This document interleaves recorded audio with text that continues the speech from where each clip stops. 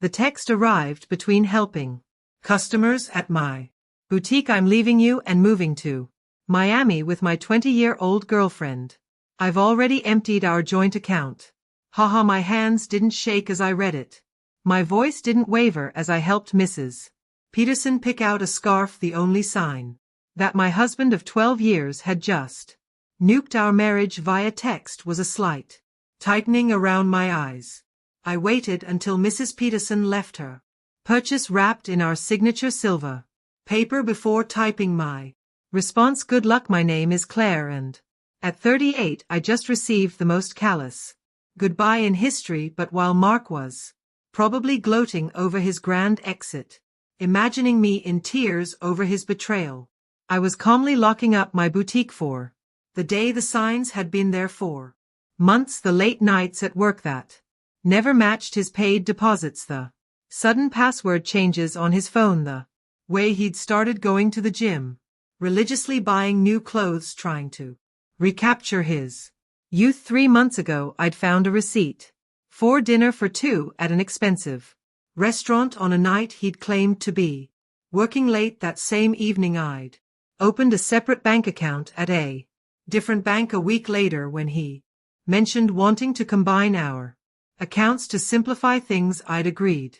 cheerfully while moving my personal savings to the new account. The joint account he just emptied, it contained exactly enough to keep him from getting suspicious about 2 months' worth of regular deposits. The rest was safely tucked away, along with detailed records of every suspicious transaction he'd made over the past year. My phone buzzed again. Don't bother begging, Melissa and I leave tomorrow. I'll send for my things later. Melissa, the new receptionist at his office. I'd met her at the company Christmas party, watched her laugh too loud at Mark's jokes, noticed how she touched his arm when she thought no one was looking. She was young enough to be his daughter, naive enough to think she was special. I didn't respond to his text.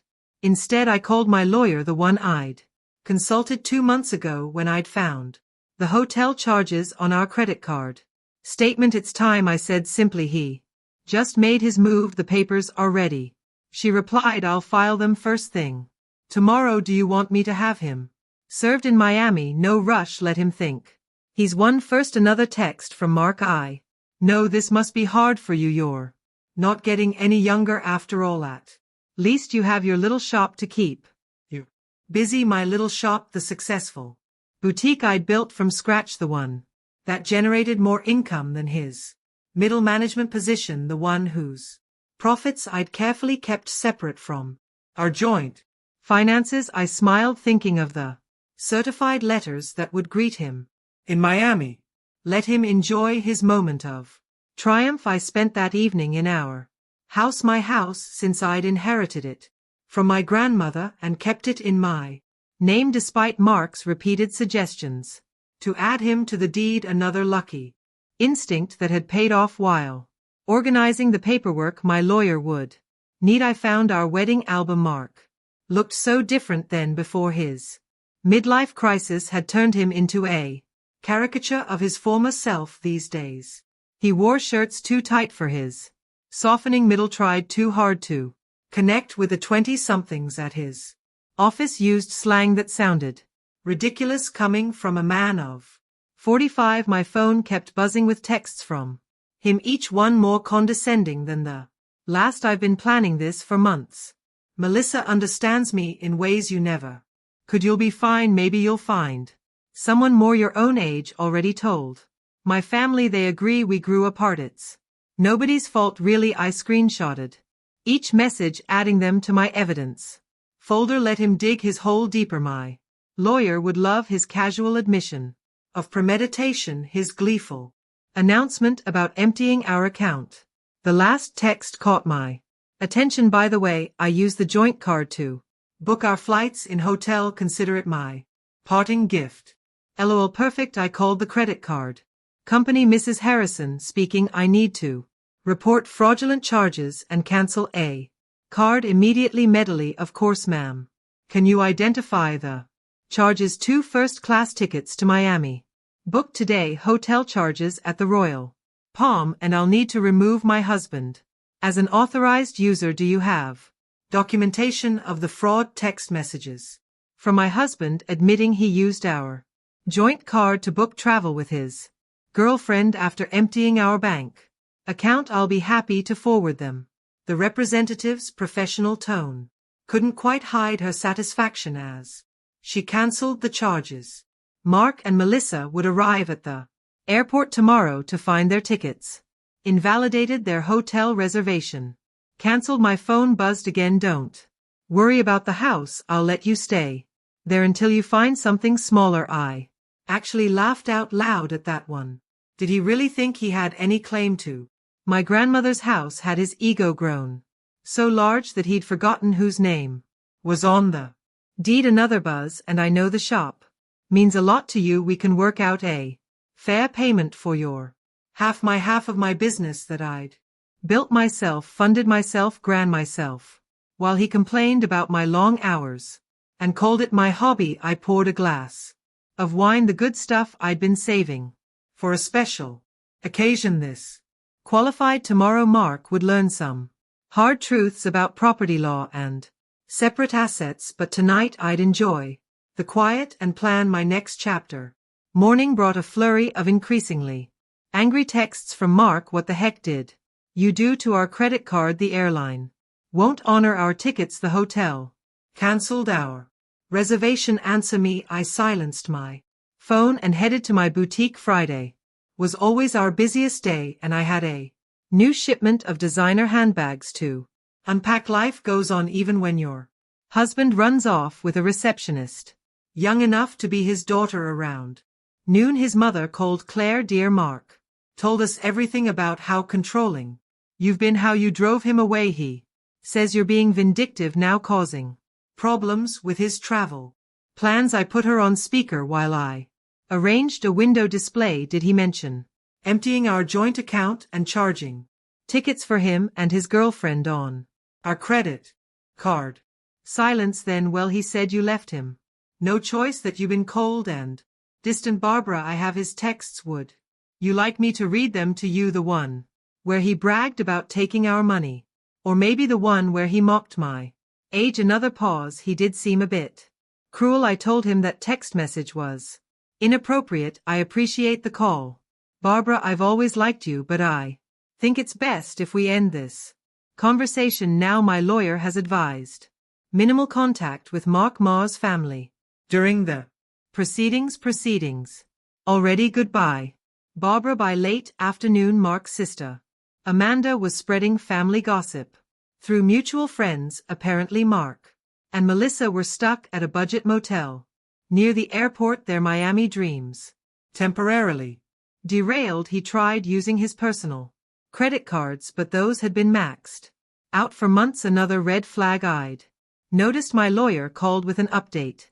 The emergency hearing is scheduled for Monday. Given his admission of emptying the joint account and the documented credit card fraud, we're in a strong position to freeze all remaining assets. Has he been served yet? Not yet, but he'll get the papers at his new motel address. Speaking of which, his girlfriend's social media is providing excellent evidence. She's been posting about their adventure all day, including some choice comments about you. I smiled, thinking of my own documentation. A year's worth of suspicious charges, hotel receipts, text messages that proved premeditation. Mark had been so focused on his grand escape that he'd never considered I might be watching, waiting, preparing. My phone buzzed with another text. You think you're so smart, but I made copies of all the boutiques' financial records. Half that business is mine. I forwarded the text to my lawyer, adding it to the growing file of Mark's mistakes. Let him learn the hard way about separate assets and business ownership. Sometimes the best revenge is simply being prepared. The emergency hearing on Monday was everything I could have hoped for. Mark showed up in his new young wardrobe, designer jeans too tight for his age, a blazer that screamed midlife crisis. Melissa waited outside, her youth painfully obvious under the harsh courthouse lighting. My lawyer presented our evidence methodically. Mark's gleeful Text about emptying our account, his credit card fraud, his documented history of hidden expenses, each piece carefully collected over months of quiet observation. Your Honor, marks hastily hired lawyer attempted. My client admits to some rash decisions, but Mrs. Harrison's actions have been vindictive and calculating. My lawyer countered. You mean prudent? My client protected her separate assets and maintained detailed records of her husband's suspicious behavior. That's not vindictive, that's smart business. The judge reviewed my documentation, the separate property deed to the house, the boutiques and corporation papers in my name, only the careful separation of business and personal finances that Mark had always complained about. Mr. Harrison, the judge addressed Mark directly. You admitted via text message to deliberately emptying a joint account and using shared credit cards to fund a trip with your girlfriend. Do you deny this? Mark shifted uncomfortably. I was just trying to make a clean break by committing financial fraud. The judge raised an eyebrow. And now you're claiming rights to property that documentation shows is clearly separate from marital assets. The business grew during our marriage. Mark's lawyer tried again. My client is entitled to the business was established before the marriage. My lawyer interrupted, and Mrs. Harrison maintained strict separation of business and personal finances throughout. We have documentation of every penny invested and earned. I watched Mark's face as reality started sinking in. He thought this would be easy. Empty our accounts, run off with his girlfriend, maybe claim half my business in the divorce. He'd never bothered to understand my insistence on keeping things separate, had mocked my careful bookkeeping as obsessive. The court finds sufficient evidence of financial misconduct. The judge announced all shared assets are frozen pending final dissolution. Mr. Harrison is ordered to return any funds removed from joint accounts within 24 hours. But that money's gone. Mark protested. We spent it on then. I suggest you find a way to replace it. The judge cut him off, and Mr. Harrison, the court takes a very dim view of using shared credit cards to fund adventures with Perimeter. Outside the courthouse, I heard Melissa asking Mark about their Miami plans. His response was lost in the sound of my heels clicking confidently across the marble floor, heading back to the business he'd never understood or respected. The next few weeks brought a string of increasingly desperate moves from Mark. He tried claiming the boutique had been his idea. He remembered investing money in its early days. He even suggested he'd been my business partner all along. Claims quick disproven by my meticulous records. He's getting desperate. My lawyer observed his girlfriend's social media shows they're staying at her studio apartment now, apparently living on a receptionist salary. Isn't quite the glamorous escape he imagined. Mark's family started reaching out, their tone markedly different from their initial accusations. We had no idea. His sister Amanda admitted he told us you'd been cold, controlling, that he needed to escape, but then we saw his texts, the way he bragged about taking your money. That's not the brother I thought I knew. His mother called again, this time in tears. The things he said about your age, about replacing you with someone younger. I raised him better than that, I thought. I did. Anyway, I let their calls go to voicemail.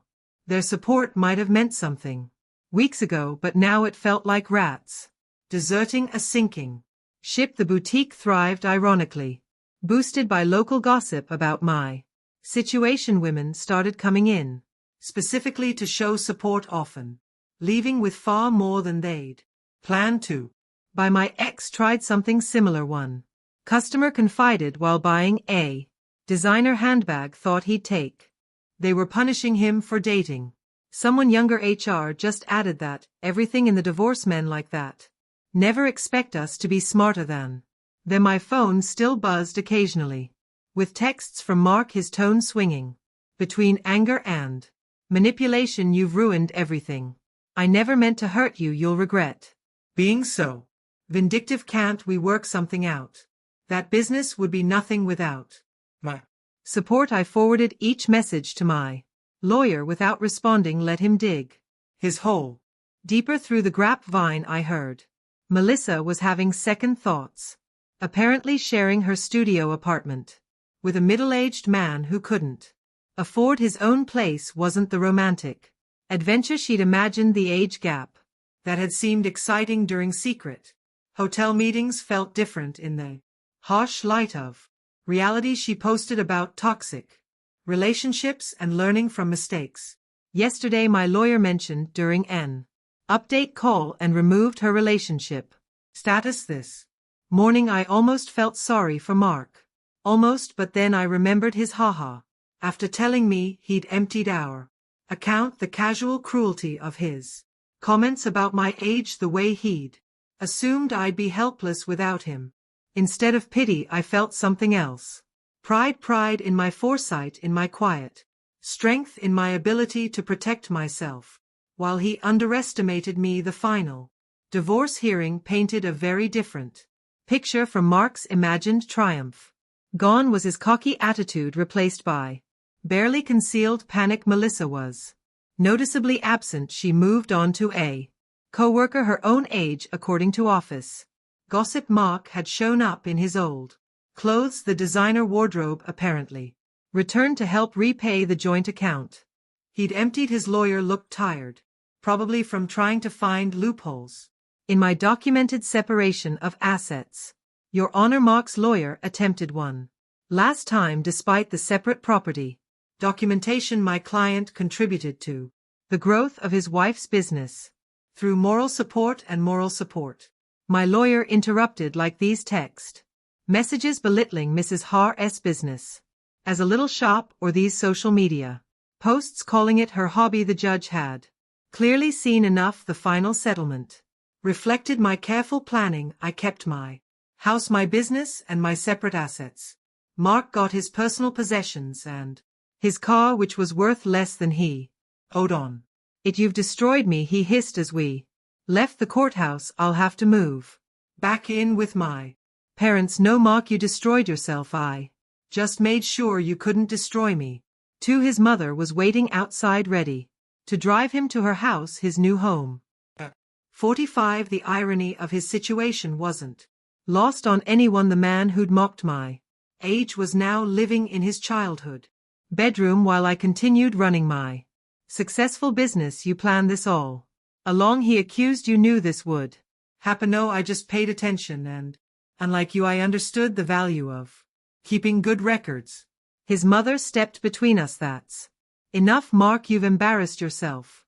Enough already. As they walked away, I heard her start in on him. Honestly, what were you thinking? A 20-year-old emptying bank accounts, sending those horrible texts. I watched them disappear into the parking lot, feeling nothing but relief.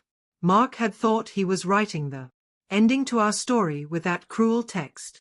Instead, he'd merely set my carefully laid plans in motion. My phone buzzed, not with texts from Mark this time, but with notifications of new orders from my boutique's website. Life was moving forward, just not in the direction he'd imagined. Part 3, Segment 1, 600 words. 6 months after the divorce was finalized, my boutique had expanded to a second location. The irony wasn't lost on me. While Mark struggled to rebuild his life, the little shop he'd dismissed was thriving. I'd hired 3 new employees and launched an online store that was gaining traction. Nationally, news of Mark's situation trickled back through mutual acquaintances. He tried dating apps but found women his age weren't interested in a middle-aged man living with his parents. Younger women, having heard about his history through office gossip, steered clear. Melissa had apparently warned her friends about him, sharing screenshots of his desperate attempts to win her back after she'd left. His career suffered too. The company's HR department had launched an investigation into his relationship with a subordinate, resulting in a formal reprimand. The promotion he'd been expecting went to someone else, someone who didn't have a history of inappropriate relationships with reception staff. He tried to claim age discrimination. Amanda told me during an unexpected visit to the boutique said complaint to his file. I was surprised to see his sister in my store, but her presence spoke volumes about how thoroughly Mark had alienated his own family. I know we didn't support you at first, she admitted, running her fingers over a silk scarf. He played the victim so well, but watching how he handled everything, how he acted afterward, I'm ashamed we ever believed him. My lawyer kept me updated on Mark's continued attempts to challenge the divorce settlement. Each petition was denied, his claim of unfair distribution dismissed based on the evidence of his own actions. He actually tried arguing that his text about emptying the account was just a joke. She told me, laughing. The judge asked if haha made theft less illegal. The boutique's success brought unexpected validation. Local business magazines wanted to feature my story not as a scorned wife, but as a savvy businesswoman who protected her interests. Young entrepreneurs asked for advice about keeping business and personal finances separate. The best protection is preparation, I told one young woman who reminded me of Melissa. And always trust your instincts, Mark's mother called occasionally, usually after he'd done something particularly self-destructive. He tried online gambling, hoping for a quick fix to his financial problems. He'd gotten involved with a pyramid scheme that promised fast returns. Each attempt to recover his former lifestyle just dug him deeper into trouble. I don't know where we went wrong with him, she sighed during one call. His father and I offered to help him get back on his feet if he'd just take responsibility for his actions, but he's still blaming everyone else. You, Melissa, his company, the judge. I listened politely but maintained my distance. Their family drama wasn't my problem anymore. My life had moved forward, filled with plans for a third boutique location and a possible expansion into luxury accessories. The only reminder of Mark's impact on my life was a framed screenshot hanging in my office, his final text before I blocked his number. Have fun with your little shop, at least it'll keep you busy in your old age. Below it sat my latest business award, proof that sometimes the best revenge is simply succeeding on your own terms. 1 year after the divorce, I hosted a grand opening for my third boutique location. The event attracted local media, and the story they wanted to tell wasn't about my failed marriage. It was about a successful businesswoman expanding her brand. Mark's betrayal had become a mere footnote in my success story. During the event, Melissa unexpectedly walked in. She looked younger than ever, or maybe I just felt that much stronger. She shifted uncomfortably, clutching her purse like a shield. I owe you an apology, she said quietly. I believed everything he told me about how you were cold contract rolling, how you didn't support his dreams. Then I watched him try the same manipulation tactics on me when things got tough. I continued arranging a display of designer sunglasses. Those weren't his dreams, Melissa, they were escapes. There's a difference, I know that now. She paused, then added, he tried to move in when you froze the accounts. Thought my studio apartment would be temporary. After 2 weeks of him complaining about the size of my closet and suggesting I take out a loan for a bigger place, I understood what you meant about the difference between dreams and escapes. I actually laughed at that. Let me guess, he had big plans but no way to fund them. Exactly. Everything was going to work out once his investments paid off, once he got that promotion, once his cryptocurrency definitely increased in value. She shook her head. I'm dating someone my own age now. We have student loans and a small apartment, but at least we're building something real. After she left, my assistant manager whispered, was that the girlfriend? No, I replied, that was just another woman who learned the same lesson I did. Speaking of lessons, I gestured to a young couple examining our designer handbags. Let's talk about your idea for expanding our accessories line. The boutique had become more than just a business. It was a symbol of independence, of resilience, of the power of preparation. Young entrepreneurs often sought my advice, and I always emphasized the importance of protecting their assets. Mark's mother called one last time, not to discuss Mark but to thank me.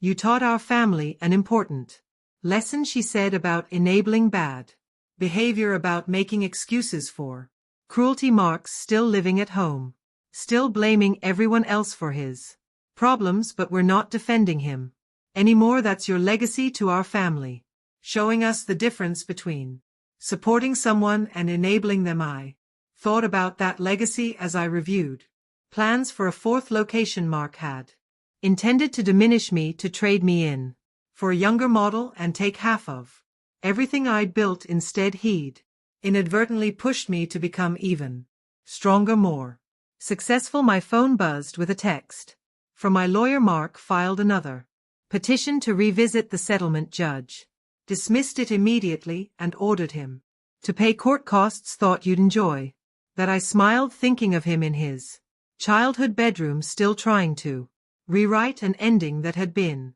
determined the moment he underestimated me. Sometimes the best revenge isn't about getting even, it's about getting better. 2 years after Mark's cruel text message, I received an invitation to speak at a women's business conference.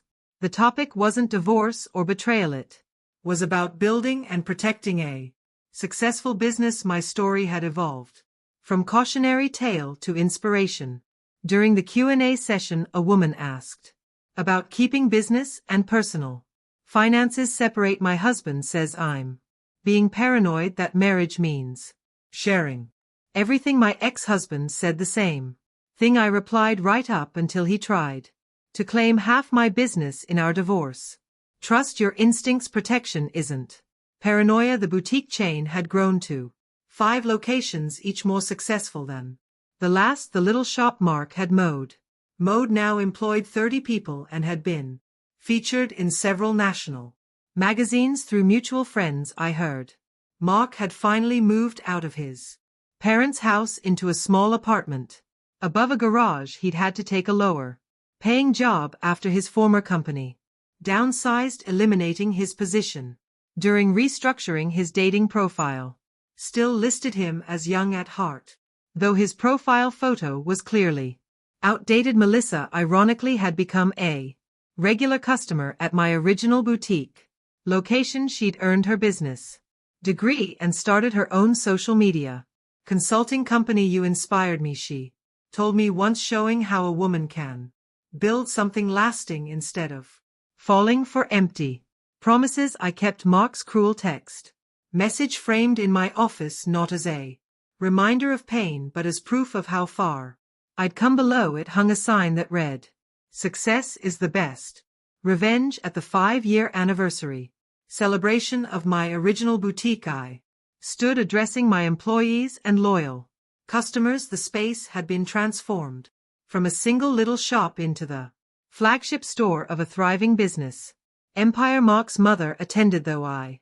hadn't sent her an invitation. She waited until the crowd thinned to approach me. I saw Mark yesterday, she said, smoothing her designer dress, one she'd bought from my store. He was talking about his glory days, about the life he could have had. He still doesn't understand that he didn't lose everything in the divorce. He threw it away. I thought about that text message, his casual cruelty, his assumption that I would crumble without him, how he'd expected me to beg, to break, to prove him right about my desperation. Instead, I'd built something stronger than before. Each new boutique location was a testament to what women could achieve when they stopped dimming their light for insecure men. The young saleswoman I'd hired last month, coincidentally also named Melissa, came over with a question about the new inventory system I'd implemented. As I explained the process, I